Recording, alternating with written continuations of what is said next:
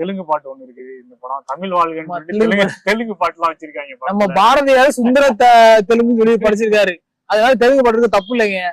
இன்னொரு டவுட்டுங்க, இந்த படம் பார்த்துட்டு இந்த படத்தை ஹிந்தியில டப்பிங் பண்ணா என்ன பண்ணுவாங்க? ஹிந்தி ஒளிகன்னு ஹிந்திலே சொல்லுவாங்கடா, புரியல. அப்படி சொல்ல மாட்டாங்க, ஹிந்தியில சொல்லும் போது எப்படி சொல்லுவாங்கன்னா ஹிந்திக்காரன் இந்த மாதிரி இல்ல, இந்த மாதிரி ஹிந்தியினால தமிழர்கள் வந்து இந்த மாதிரி பாதிக்கப்பட்டிருக்காங்க அப்படிங்கறத வந்து எடுத்து சொல்லுவாங்க ஹிந்தி மக்களுக்கு. இன்னொன்னு கேள்விப்பட்டேன், உண்மையா பொய்யான்னு தெரியல, தெலுங்குல இந்த படம் டப்பிங் பண்ணா தெலுங்கு வாழ்கன்னு சொல்றாங்களாம்.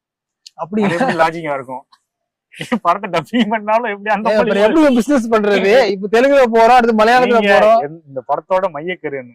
தமிழ்நாட்டுல தமிழ் வாழணும் அப்படின்றதான் மையக்கரு. இல்ல நீங்க என்ன லாங்குவேஜ்ல டப்பிங் நீங்க தப்பா புரிஞ்சிருக்கீங்க. தமிழ் வாழ்க்கை மட்டும் மைய கருத்து இல்லைங்க, இந்திய வந்து திணிக்க கூடாதுங்கிறதா மைய கருத்து, மெயின் கருத்து.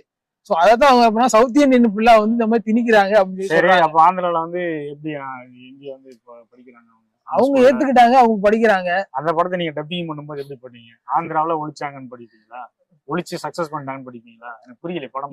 இது இந்த படத்தோட மெயின் ரீசன் என்னன்னா, இது மாதிரி முன்னாடி வந்து மொழி போர் பண்ணிருக்காங்க, இத்தனை பேர் வந்து உயிர் தியாகம் பண்ணிருக்காங்க அப்படிங்கறத வந்து இப்ப இருக்கிற மக்களுக்கு, இப்ப இருக்க யங்ஸ்டர்ஸ்க்கு வந்து தெரியப்படுத்தணுங்கிற நோக்கிறதுக்காக தான் இந்த படம் எடுத்திருக்காங்க.